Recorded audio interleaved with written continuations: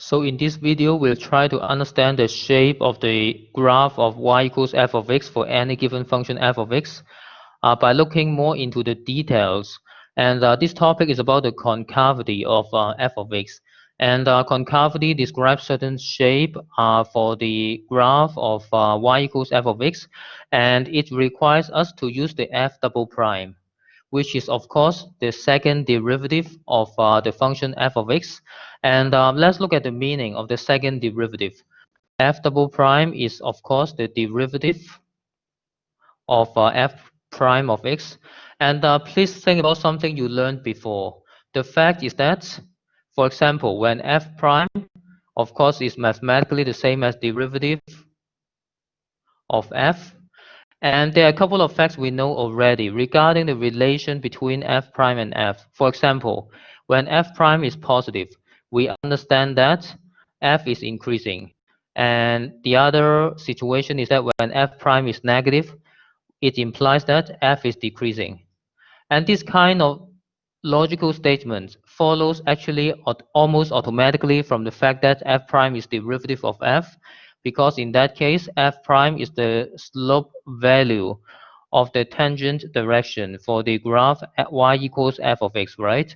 And let's come back to the current relation between f double prime and f prime.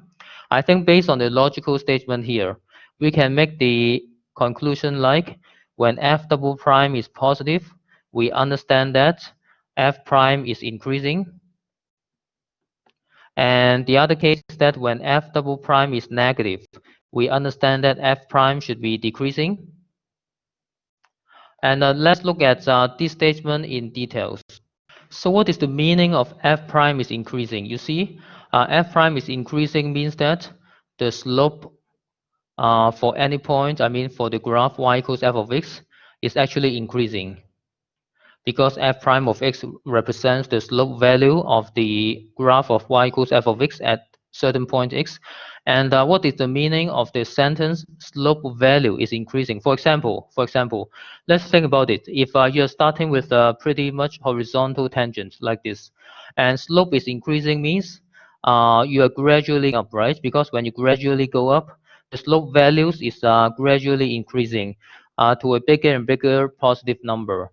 And when the slope takes a bigger and bigger positive number, it means you are going up faster and faster on the line y equals f of x, something like this. So it means one of the scenario is that we have a shape of the y equals f of x like this when the slope values is increasing.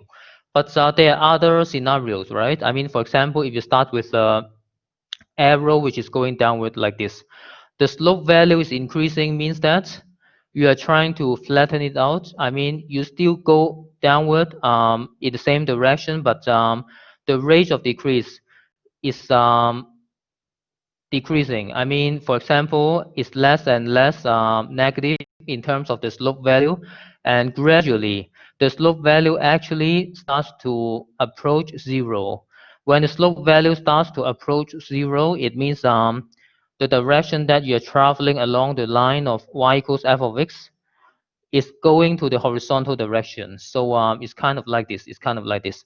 So both possibilities are possible for the shape of the y equals f of x when you're under the situation that the slope value of y equals f of x is increasing. And we can combine these two graphs together, right? So you see, to combine it, it means that when f double prime is positive,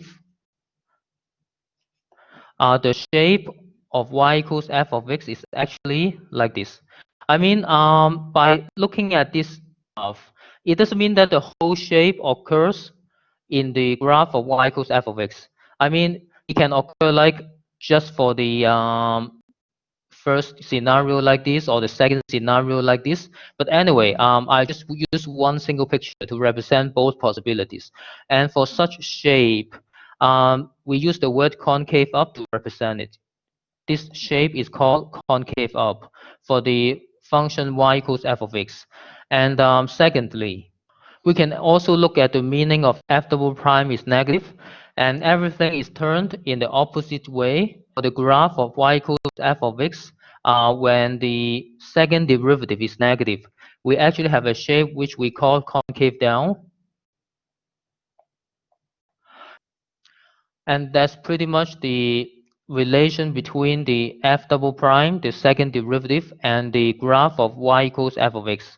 And that's the relation between them. And we can make the following conclusion. So we can memorize the relation in a good way.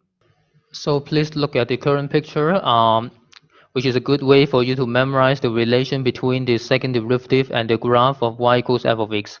You see when the f double prime is positive, you see when it's positive, it's actually concave up, it is a happy face. And the second scenario is that when the f double prime is negative, which are on the eyes, and you actually have a concave down, which is a sad face.